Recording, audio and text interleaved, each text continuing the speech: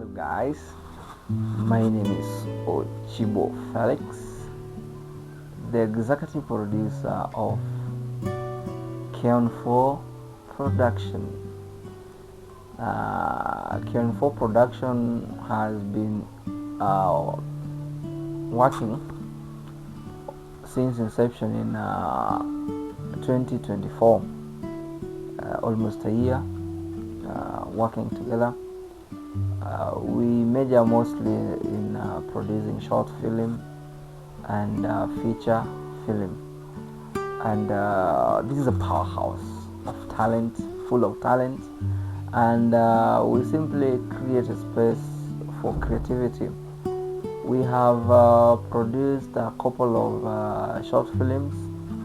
One is Under the Hoodie Part 1 and Part 2. We also have another short film called Disturbed and many others. So if you do not know that Keon 4 Production exists, go check there on the YouTube. We are on YouTube around some 100 subscribers, yeah, and also we are also on TikTok, Keon 4 Production, Facebook, Keon 4 Production, and Instagram also Keon 4 Production. So in short, Keon 4 Production, all the platforms. So we look forward to those with creative minds, those with talent, those who want to explore and discover what they really need in order for them to deliver a content probably that is going to be transformative to the society. We welcome that kind of idea. So guys, you're welcome.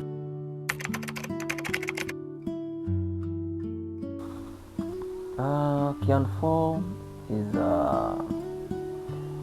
is a production that is inspired out of the experience that we have seen. I've watched a couple of Kenyan film and as an audience, and now when I watching the short films, the Kenyan film, international film, as an audience, I got inspired that actually there are some few gaps that we can fit in and deliver and probably transform the generation that is to come and the generation that is currently existing.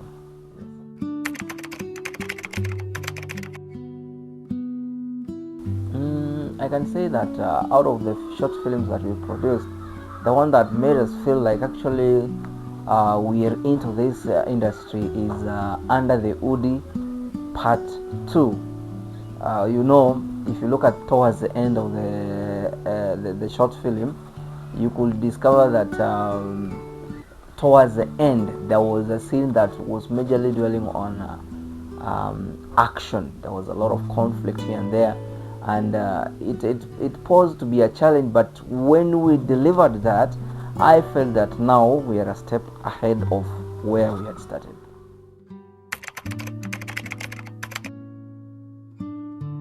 The Love Betrayal was our first project, and when actually we had started Keon 4 Production, me as a vision bearer, I had gathered some few friends who are also in this creative field, and I shared with them that we needed to start something that can go places. We needed to have a production company that probably we can be able to generate film that transforms the society. So I managed to get 4 of my friends, and then we had organized for the first project was The Love Betrayal. We wrote the script, of which I inspired the script. After completion of the script, then we managed to get a producer. I don't know if it was a producer, a photographer, or a videographer. It was a big shock, but okay, this is how it went. We searched online and then found that there was somebody who was doing short film And then I managed to contact him. Then I informed him that we wanted to have a production. So first what he told me, no, as we do not need a lot, just to work on a budget, so we are just there to support you a little bit. And then what happened in the end, when he was coming back and forth, I used to facilitate his transport. He was out of the town here. We could facilitate his transport when he's coming from his home to this place here. Then when the time came that we were now going to shoot the short film, we agreed that we are going to spend around it was 15,000 for the video shooting and editing. I managed to look for the locations, different places, Karen, Lucky Sema, Dandora. I also managed to go to the place in Karibangi South and other places around the town. So when we did the shots, I could say I did not have vast experience in this field, so we had just started. So we went on into shooting, and day 1, day 2, day 3, I think up to the 4th day. But now when I was looking at how much we had spent, roughly it was running close to 50,000, because from audition to transport for the cast, and then transport from the locations, and then food also, and some locations actually you had to pay in order to use them. So close to 50,000 is spent. But now, after shooting the film, we now went to editing stage, and that is when things went apart. I had noticed, me as an executive producer, I had never been in this field, know what probably need the checklist, what need to be done here and there. The guy was so charming, the person who was producing, but then I noticed later on that he was a photographer imposing as a videographer. So he had knowledge on photography, vast knowledge, but in videography it was zero. I noticed there was a problem with the sounds.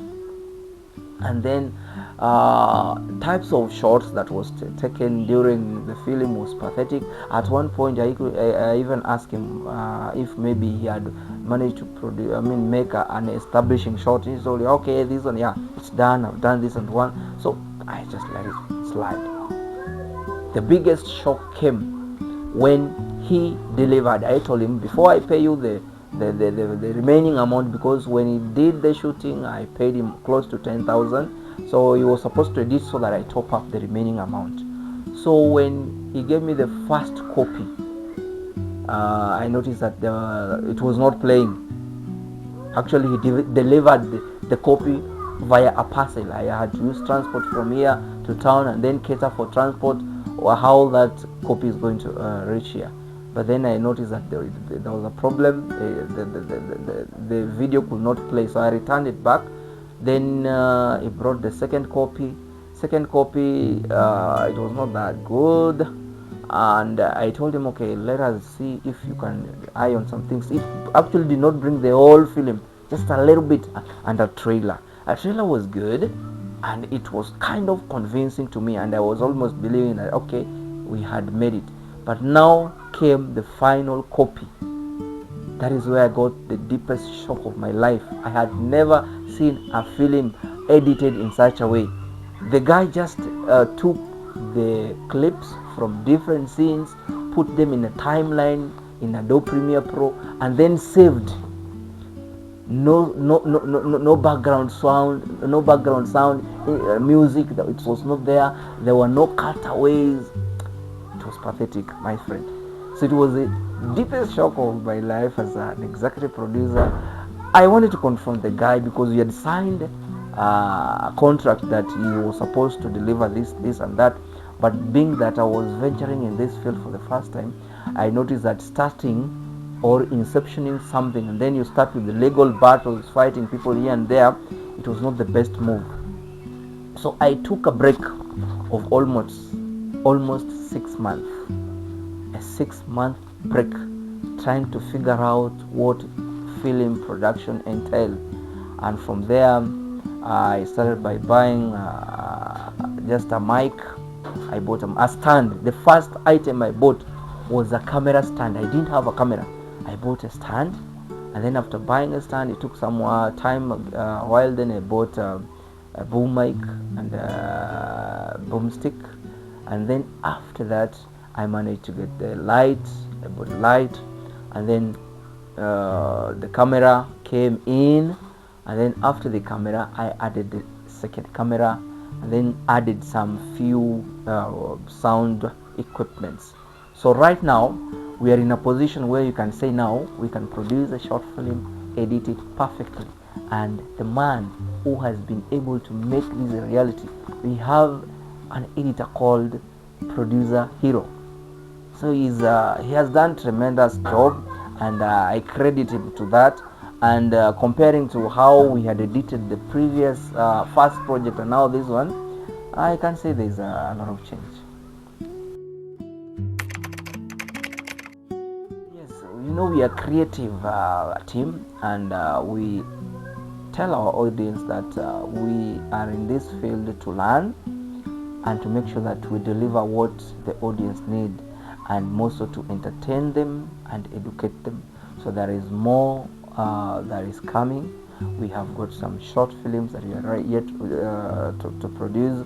Already the script is there, so it's just a matter of just going to the field and making it come out. We also have the immediate project that we're supposed to release called Wrong Start, which is going to be uploaded in a few days, and I think that's it. We are a creative team, and one of the inspirations of probably what we aspire to do in the near future, we are a film producing company.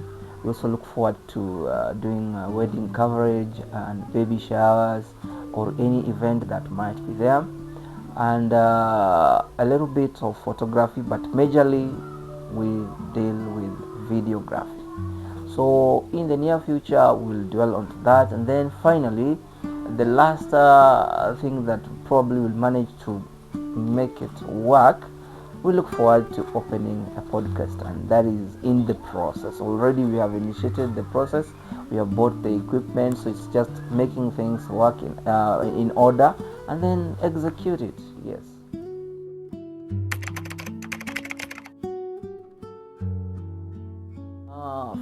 Let me say, if you have casts who are interested in joining the Keon for production, here as a team we create opportunities, we give opportunity to those who are interested. This platform we mostly give those who are interested to learn, and in this field it requires a little bit of patience, because we are not that big company that now you get in and now your life has just changed the next day. No, it's a progressive thing. We look forward to reaching that level where now we'll be able to facilitate, pay the actors and do all that stuff. But for now, we create a platform, we nurture, and after that maybe we will start producing some film that will be featuring or will be premiering in a hall or in a theater, and then from there we can generate some revenue. And also, if there are those who are musicians who would want to have music production, videography, we're there for them. We can help them at a small fee, not much. For those who would want to support us as Keon for production, you are more than welcome, because this is a creative team, and when we are enabled financially, we will do great things. And with the great team that we have, I know we are destined to even do it better if we are facilitated.